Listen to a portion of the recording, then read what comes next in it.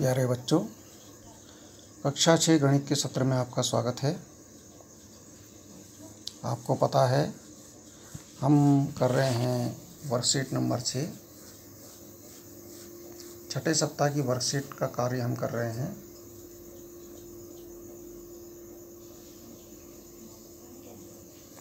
ठीक है, जिसमें हमने कुछ भाग तो कर लिया था, 2 भाग हमने कर लिए थे, पार्ट 1 और पार्ट 2। आज हम तीसरा भाग करने जा रहे हैं, पार्ट 3। यह है अभ्यास प्रश्न। पार्ट 3 है ये, भाग 3, अभ्यास प्रश्न आज हम करेंगे। ये अभ्यास प्रश्न है। देखिए, सबसे पहले प्रश्न नंबर 1 है, नीचे दिए गए प्रश्नों के 4 उत्तर दिए गए हैं, इनमें से एक ही उत्तर सही है। सही उत्तर छांटकर उस पर सही का निशान लगाइए। देखिए, यहाँ पर लिखा है संख्या 14 के लिए टैली चिन्ह क्या है। 14 के लिए क्या होगा? देखिए, 1 2 3 4 5, एक 5 हो गया, 1 2 3 4 5, ये हो गए 5 5 10 और 11 12 13 14, 4 और हो गई। 2 5 5 है और एक 4 है। 2 5 5, देखिए 2 5 5 और एक 4, ये 2 5 5 है और एक 4 है, तो ये वाला इसका सही है। इसके बाद देखिए, अगला है दंड आरेख में दंडों के बीच की दूरी होनी चाहिए। कैसी होनी चाहिए? दंड आलेख में जो हमने बनाए थे, आपने देखा था दंड आलेख, उसमें दंडों के बीच की दूरी हमने कितनी रखी थी? सब में बराबर बराबर थी, समान होनी चाहिए। दंडों के बीच की दूरी समान होनी चाहिए। ठीक है, यहाँ लगेगा। अच्छा, यदि ये मुँह का चिन्ह दिखाया उन्होंने, बराबर 5 मुँह, एक इसके बराबर 5 मुँह के बराबर है, तो हमें बताना है कि 1 2 3 4 मुँह इन्होंने दिखा रखे हैं, ये कितने मुँह को दर्शाता है? एक मुँह का मतलब 5 होता है, पैमाना लिया गया है ना, एक मुँह बनाया, इसका मतलब 5, तो 4 मुँह देखे, 1 2 3 4, अब 5 इसके हो गए, 5 इसके हो गए, 5 इसके हो गए, 5 इसके हो गए। ठीक है ना? देखिए, एक मुँह के 5 हैं, 5 ही इसके हो गए, 5 ही इसके हो गए, 5 ही इसके हो गए और 5 ही इसके हो गए। कितने हो गए? 5 5 10 5 3 15 5 6 20 हो गए, यानी 20 मुँह के बराबर है। 20 मुँह कहाँ पर है? ये सही है इसका। अच्छा, इसमें लिखा टैली चिन्ह, देखिए 5 5 5, देखिए सही से निशान नहीं लगा है, इसका मतलब है ऐसे, इस चिन्ह का मतलब है ऐसे। इन चिन्ह देखिए, सब में निशान ऐसा लगा है, तिरछा निशान सब में लगा है, मतलब ये 5 5 का निशान है। यानी यहाँ पर देखिए, ये निशान इस प्रकार से है, ये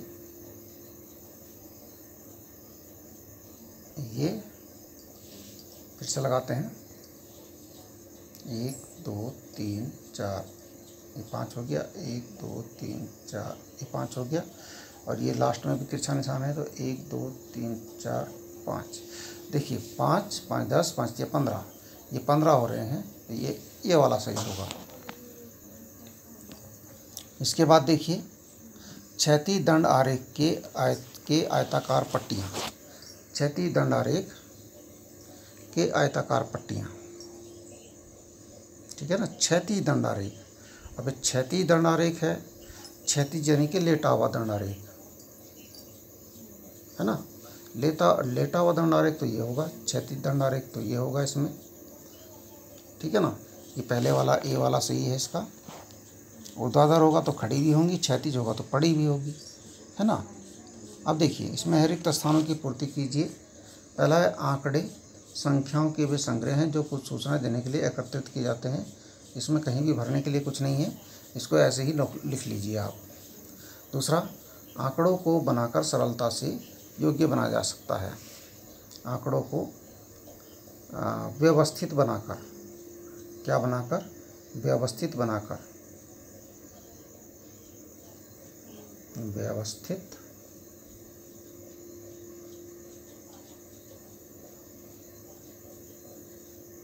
व्यवस्थित बनाकर लिख दीजिए या फिर सारणी बनाकर लिख दीजिए, कुछ भी लिख सकते हैं आप इसमें।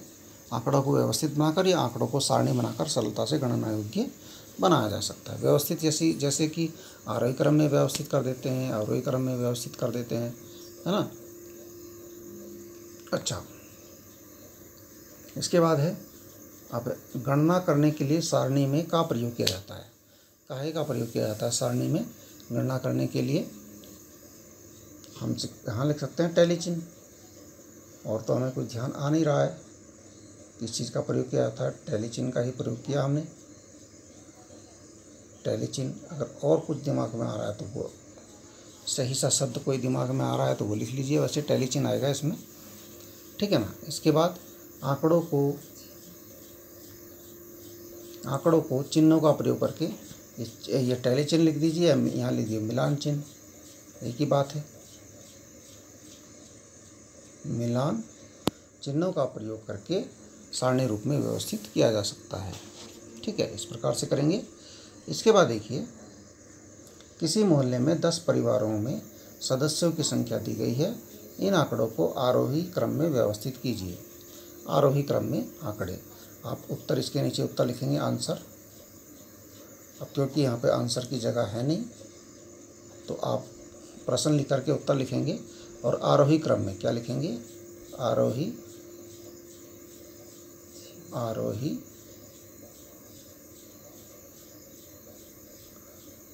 क्रम में। अब कैसे लिखेंगे आरोही क्रम में?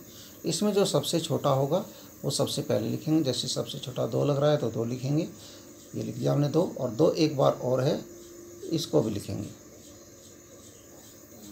2।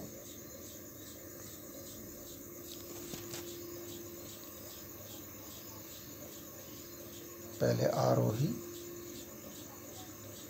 क्रम, फिर लिखेंगे 2, फिर 2। इसके बाद क्या आएगा देखिए, 3 यहाँ है नहीं, सीधे 4 है, वो भी 2 बार है, 4 भी 2 बार। फिर उसके बाद है 5 भी मुझे 2 बार लग रहा है यहाँ पर, 5। इसके बाद 6 देखिए, 6 है यहाँ पर, 6 एक ही बार है। इसके बाद क्या है? 7 है, एक बार 7 है।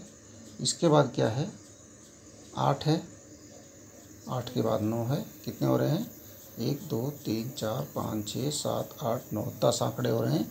यहाँ देखिए 1 2 3 4 5 6 7 8 9 10 पूरे हो गए हैं। इस प्रकार से आरोही क्रम में आप लिखेंगे, पहले सबसे छोटा, फिर उससे बड़ा, फिर उससे बड़ा, लास्ट में सबसे बड़ा, इस प्रकार से।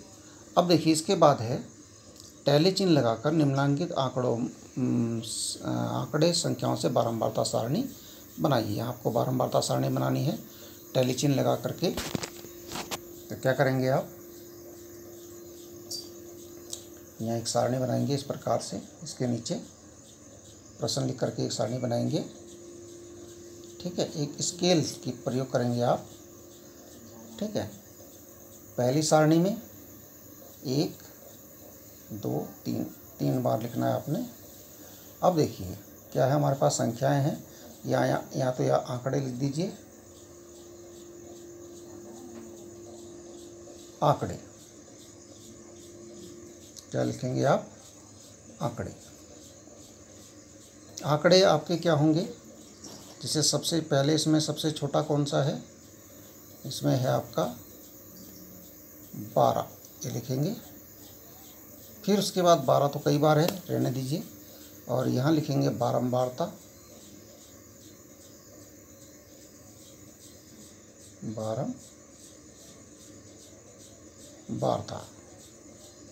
बारंबारता का मतलब ये आंकड़ा कितनी बार, इससे आपके जो सवाल दिया गया उसमें कितनी बार आया है।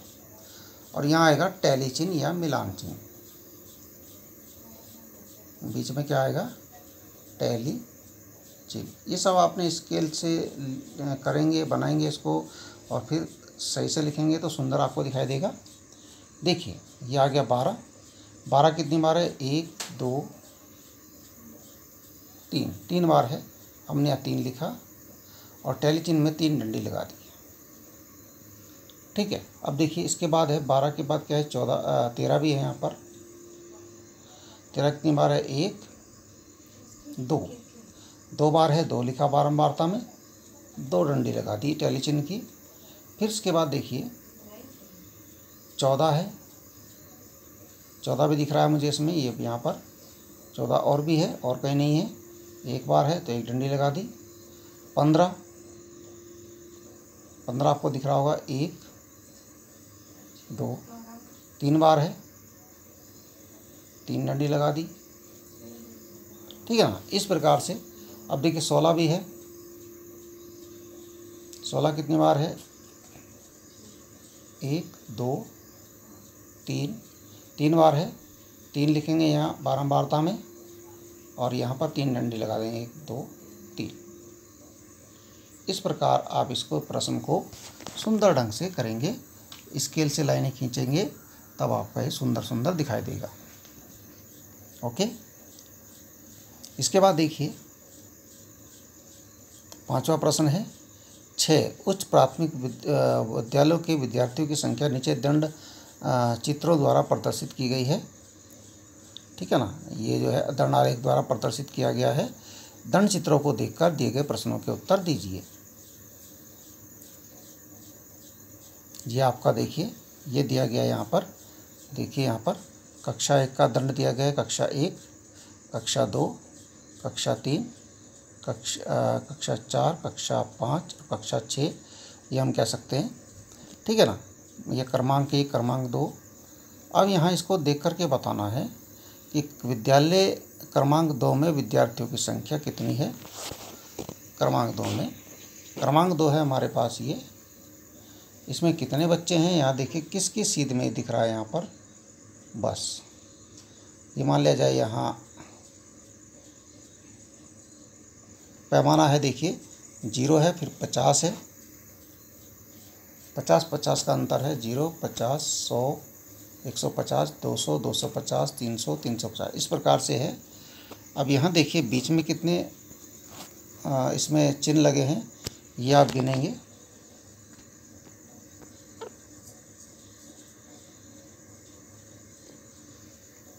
ये चिन्ह गिनिए, देखिए 1 2 3 4 5, यानी 10-10 का अंतराल पे है। देखिए ये 10 20 30 40 50, यानी एक छोटे खाने का मतलब 10 है, एक छोटी जो निशान है उसका मतलब 10 है। ठीक है, अब देखिए ये जो क्रमांक 2 वाला जो दंड है ये किसके सीध में है, ये मुझे लग रहा है कि ये 200 के बाद पहला जो निशान है उसके सीध में लग रहा है, तो 210 मान के चलते हैं। यदि आपको दूसरा लग रहा है तो 220 लिख दीजिए। यहाँ पर आपको मैं लिख रहा हूँ, यहाँ पर विद्यालय क्रमांक 2 में विद्यार्थियों की संख्या है 210। ठीक है, विद्यालय क्रमांक 3 में विद्यार्थियों की संख्या कितनी है, इसमें भी चेक कीजिए। क्रमांक 3 में ये दंड की लंबाई देखिए यहाँ तक पहुँच रहे हैं। अब यहाँ देखिए किसकी सीध में पड़ रहा है, मुझे लग रहा है कि 250 की सीध में है, तो यहाँ लिख सकते हैं आप 250। विद्यालय क्रमांक 3 में 250 विद्यार्थियों की संख्या है। फिर विद्यालय क्रमांक 5 के विद्यार्थियों की संख्या और 4 के विद्यार्थियों की संख्या से कितनी कम है। पहले 5 और 4 में देखते हैं कितनी कितनी संख्या है, 5 में और 4 में। 5 में देखिए, 5 में ये है,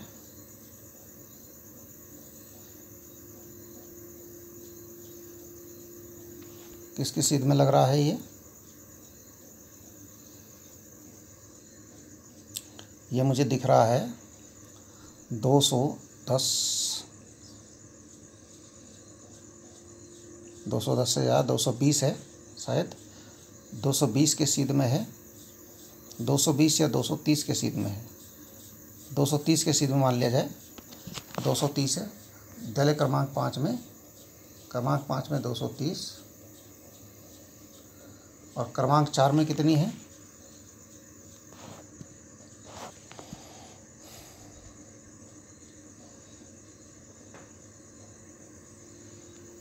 क्रमांक 4 में तो बहुत है,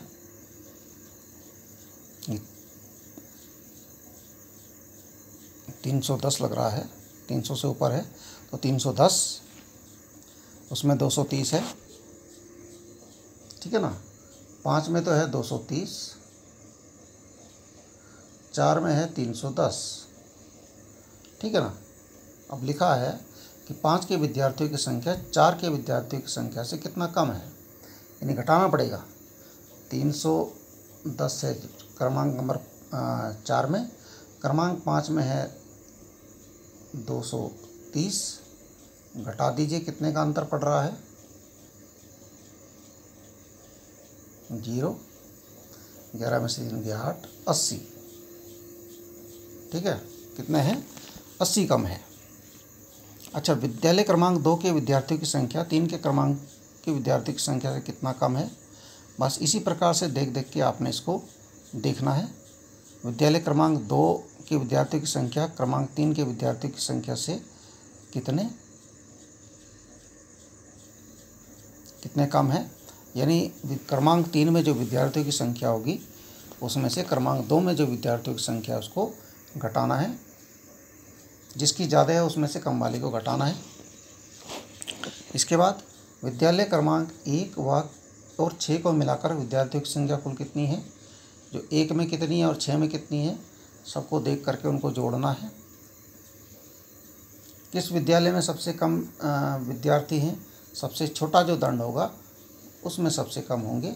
सबसे छोटा दंड मुझे लग रहा है नंबर 1 में है, क्रमांक 1 में, तो लिखेंगे क्रमांक 1 वाले विद्यार्थी में सबसे कम है। क्रमांक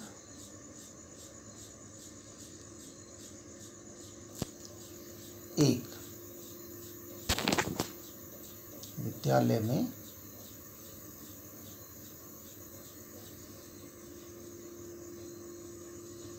क्रमांक 1 विद्यालय में सबसे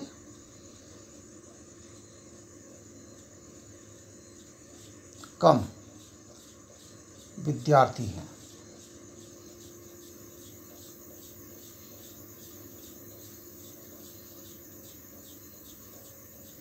ऐसे हम यहाँ पर लिखेंगे, क्रमांक 1 विद्यालय में सबसे कम विद्यार्थी हैं।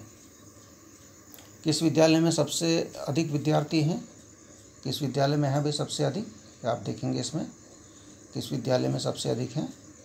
सबसे अधिक आपके जो हैं इसमें हो रहे हैं विद्यालय नंबर 6 में। अब देखिए कितने हैं, ये आपके 310, 20, 30, 40, 3, ये लगभग 400 हैं। यहाँ जा रहा है 400।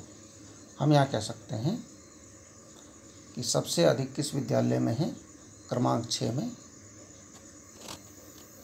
क्रमांक 6 में सबसे अधिक 400, ठीक है ना। सबसे अधिक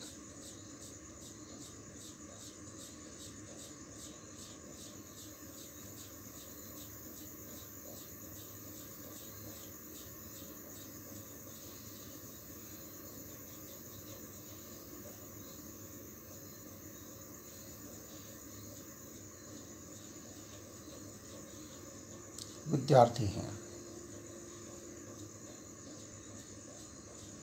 ठीक है। इसके बाद है निम्नलिखित सारणी में एक विद्यालय की वार्षिक परीक्षा में छात्रों के औसत प्राप्तांकों को दिखाया गया है। आंकड़ों को दंड आलेख द्वारा प्रदर्शित कीजिए। देखिए दंड आलेख हमने आपको बनाना बताया था पिछले वीडियो में, बिल्कुल सेम वैसा ही दंड आलेख इसमें बनना है, बिल्कुल सेम है, ज़्यादा फर्क नहीं है। अंक भी लगभग वैसे ही हैं, ठीक है ना। पैमाना भी वही लेना है, तो उसी प्रकार से इसको कीजिए। हमने उसको करने के लिए भी आपको उस समय दिया था ये, ठीक है। अच्छा, इसके बाद एक ये प्रश्न है कि कक्षा 6 की गणित की मासिक परीक्षा में 20 छात्रों ने पूर्णांक 10 में से निम्नांकित अंक प्राप्त किए। देखिए, किसी ने 6 प्राप्त किए, किसी ने 5, किसी ने 10, किसी ने 8, किसी ने 0, किसी ने 2, किसी ने 6, किसी ने 10, 4, 4, है ना। कुल 20 विद्यार्थी हैं, उन्होंने इस प्रकार से अंक प्राप्त किए हैं। इन प्राप्तांकों के टैली चिन्हों का प्रयोग करके बारंबारता सारणी बनाइए। देखिए, प्राप्तांक 0 वाले कितने हैं, ये एक सारणी बनी हुई है यहाँ पर, इसमें भरना है। प्राप्तांक 0 वाले 2 छात्र हैं, देखिए एक ये है और एक ये है, तो यहाँ पर 2 और 2 डंडी लगा दी। इसके बाद है 2 प्राप्तांक वाले कितने हैं, देखिए एक ये है और एक ये है, हो गए ना 2 हो गए, तो 2 ही डंडी लगा दी। प्राप्तांक 3 वाले कितने हैं, प्राप्तांक 3 वाले देखिए है कहीं प्राप्तांक 3 जिसके आए हैं, हाँ कोई नहीं दिख रहा है यहाँ पर प्राप्तांक 3 वाला, तो 0 लग गया यहाँ पर, ठीक है ना। प्राप्तांक 4 वाले कितने हैं, 4 वाले देखिए दिख रहे हैं यहाँ पर, 1 1 2, अच्छा 3 बच्चे जिन हैं ऐसे जिनके 4 प्राप्तांक आए हैं, तो यहाँ भरेंगे आप 3 जो भरने की जगह है, और यहाँ टैली चिन्ह में 3 डंडी लगा देंगे, 1 2 3, ठीक है ना। 5 अंक किस किस के आए हैं, 5 अंक देखिए यहाँ पर आए हैं क्या, 5 अंक देखिए, 5 अंक एक जगह ये आए, एक ही है, ठीक है ना। तो यहाँ पर एक डंडी, यहाँ 0 की जगह 1 लिखिए और यहाँ 1 डंडी लगा दीजिए। इसके बाद 6 अंक देखिए कितनों के आए हैं, 6 अंक, एक तो ये हो गया 6 अंक। इसके बाद देखिए 6 अंक एक ये हो गया, और देखिए 6 अंक कोई है तो, इसके बाद ये 6 अंक एक ये है, इसके बाद एक 6 अंक ये है, इसके बाद एक 6 अंक ये है, इसके बाद एक ये है। देखिए 1 2 3 4 5 बार 6 अंक आए हैं, तो यहाँ लिखिए आप 5, और ये 4 डंडी लगाइए, 1 2 3 4, ठीक है ना। 5 कैसे बनाते हैं डंडी टैली चिन्ह में, बिल्कुल वैसा 5 अपने बनाना, 1 2 3 4 5, ठीक है, ऐसा 5 बनेगा। इसके बाद 7 देखिए कितनी बार है यहाँ पर, 7 कहीं दिख रहा है, 7 नहीं है, इसलिए यहाँ पर 0 लिखा गया है। 8 देखिए 8 है कहीं पर, चेक कर सकते हैं, 8 एक बार ये हो गया 8, उसके बाद 8 कहीं दिखाई दे रहा है, ये है 8 एक ये है, 3 बार है, यहाँ 3 लिखिए और यह 3 डंडी लगा दीजिए, ठीक है ना। ऐसे ही 9 देखिए, 9 कहीं दिख रहा है, 9 नहीं होगा, तभी वहाँ 0 लिखा गया है। 10 देखिए 10 कितनी बार है, एक बार हो गया 10, 2 बार 10 है, 3 बार 10है, तो यहाँ 3 आएगा और यहाँ 3 डंडी लग जाएंगी। बस इस प्रकार से इसको आपको रिक्त स्थान को भरना है। इसके बाद देखिए, अपने घर के आसपास 10 परिवारों की महिला एवं पुरुषों की संख्या की जानकारी इकट्ठी करके सारणी बनाइए। अपने घर के, आपके घर के आसपास कोई होंगे, वहाँ आपको 10 परिवार लेने हैं, ठीक है ना।